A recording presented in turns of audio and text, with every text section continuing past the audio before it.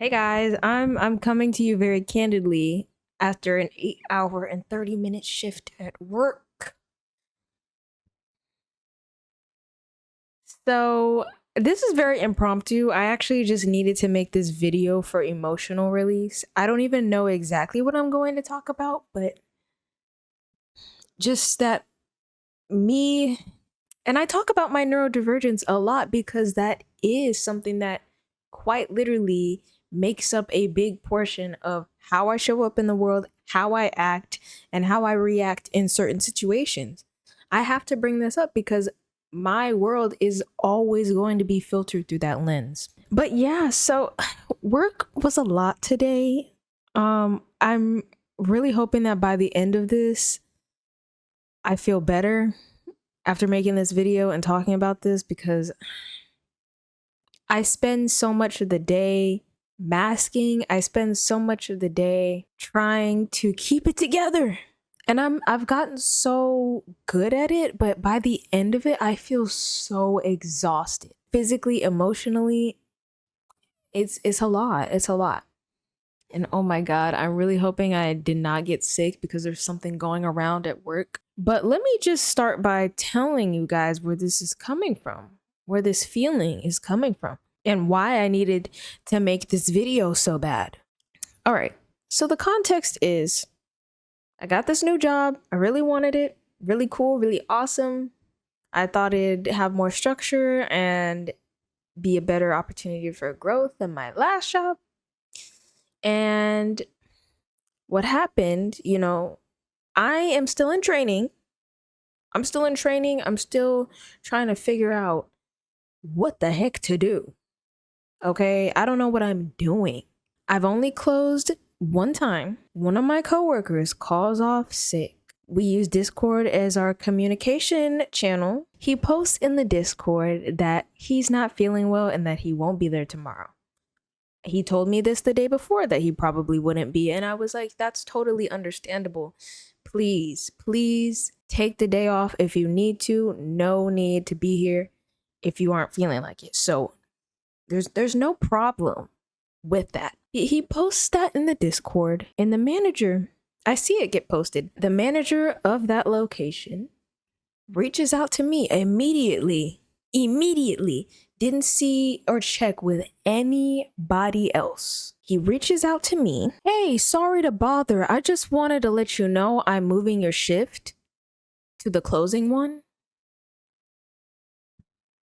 I say, I just want you to know I've only closed once and I have not done it alone yet. And I don't know what's wrong with this place, but there's days of training and huge gaps between the last time you trained on a certain thing to the next. So I think that's a problem. I'm not going to remember how to close. I'm not going to remember it.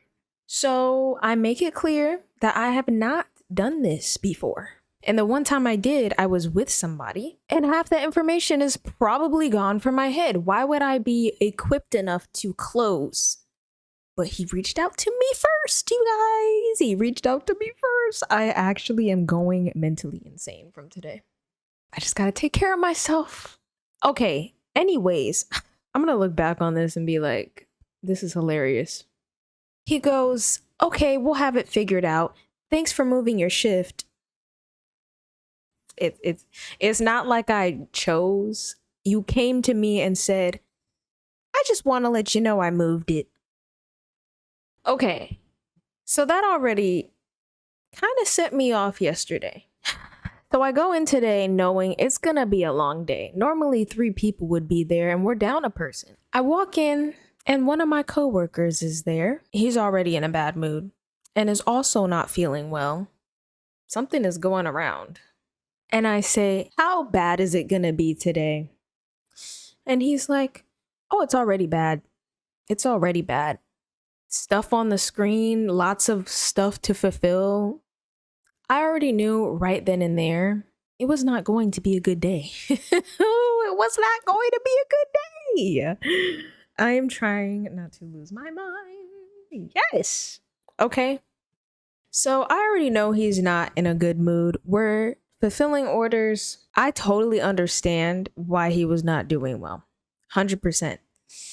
But it's so hard to like work together when you are also feeling not so good and the other person isn't feeling so good. So you don't want to set each other off, but there is that tension there because of that fact. But he was extremely helpful, even though he wasn't in the best of moods. And I 100% thank him for that. And everything was cool in the end, you know? But he leaves early. He's not feeling well. Totally understand. But what spot does that leave me in? I'm down there by myself. I am still training in this area of things. Is that supposed to happen for a trainee? Is that supposed to happen for a new person? Now, I understand that things like this can happen. I understand that things can go wrong. But at that point, why would you have me cover this shift as somebody who does not know what they're doing? Oh my gosh, crazy concept. So I didn't really like that. You know, I did not feel supported today whatsoever, except for a few people. You know, I appreciate the people who, you know, were kind and cheering me on and recognizing the position that I was in today. I appreciate those people for kind of helping me keep my head up on a day like that. But it just sucked to be in a situation like that. And even when I was working with the coworker that was already there and wasn't in a good mood, right? And we're on both of our tension is high for our own reasons.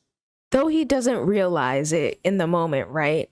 It's I felt very overloaded, and I just wish people would realize I'm still learning, okay? And it's hard when, you know, you don't process information that quick. I've got to bring up my neurodivergence. You can't process information as quickly and you struggle with retaining information. You're being talked at and you're hearing this loud music in the background. Oh, it's so hard. It was so overstimulating.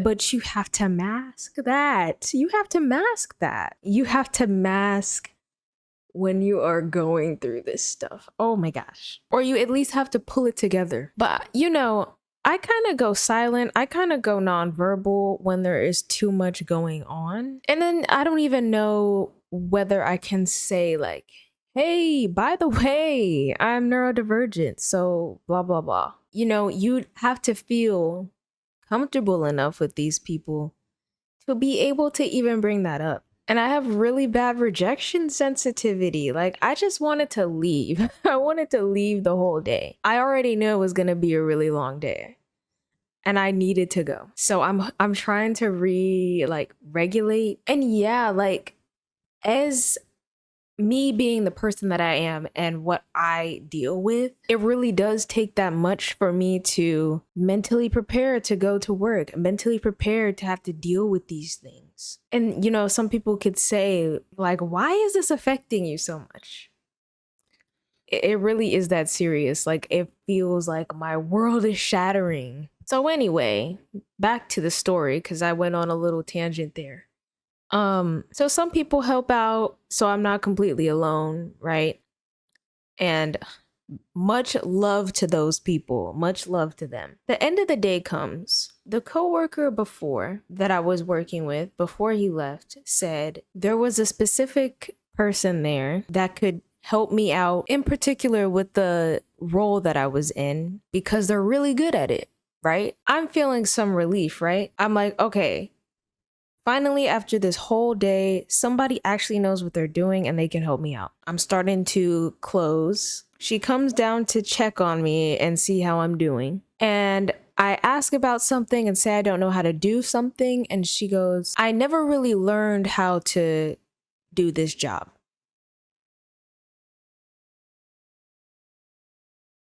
Implying that she's not very good at this specific role within the job. After I was just told that she knows what she's doing, You guys just told me that she knew what she was doing. Like, what are we doing? Like, could this day get worse? I'm thinking. Like, okay, so I really am alone. I really am alone. That was not okay. And even before that, mind you, the shift leader before all of this was like, I'm going to talk to the manager and see if he will let you close early so that you don't have to be alone and struggling with anything. And she sends him a text and she says before she leaves, I'm pretty sure they'll let you, but I'll text you or the manager will text you to let you know if you can or not. I'm sitting there waiting for that text and I never get it. I was at my wit's end today, okay? So that was a lot to keep boxed in today. And even while I was closing and trying my absolute best, I was like, what are they gonna say? I hope that they don't think I'm a bad worker or something.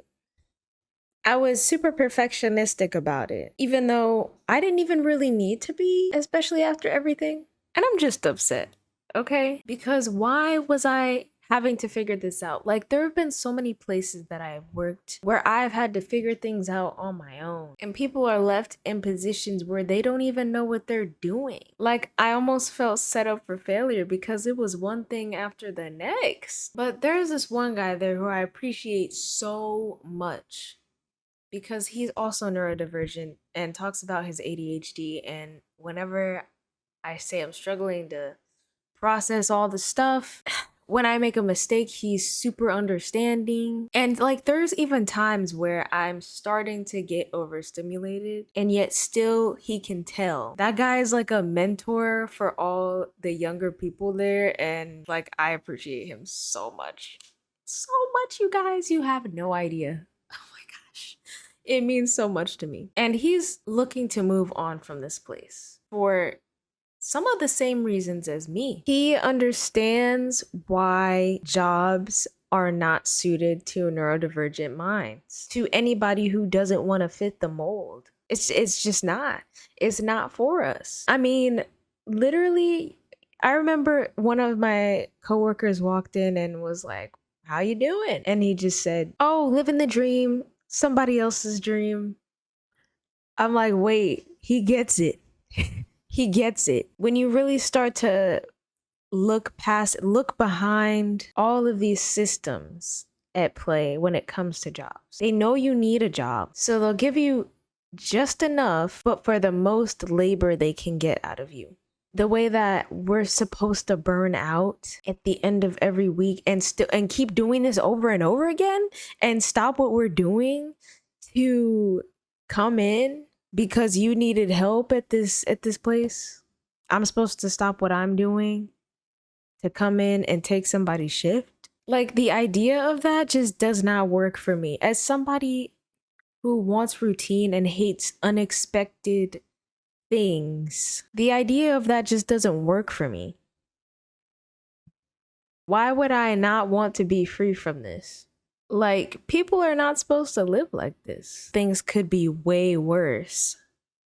Totally get that. But at its core, for anybody, your time and freedom shouldn't be taken up by a company that tells you when to come in, what to wear, how to behave, deciding how long you can take a break to eat, deciding how many hours you can take a vacation where they don't have to pay you. I just can't help but think that the way that the workforce is designed is to keep people in it, to make escape as hard as possible. And something I realized is that every job I've had, I felt the need to escape. I've always dreamed of escape, but not from the job itself, from this traditional way of making income. And this person who's kind of like a mentor for people there, like I was talking about before, he realizes the snaky behavior in upper management. How there's a person there that intentionally wants to keep people down and rise to the top by any means necessary, even if it means throwing you under the bus. There are people like this, and he was explaining all these traits in this specific person and people. He gets it. And you guys should get it too.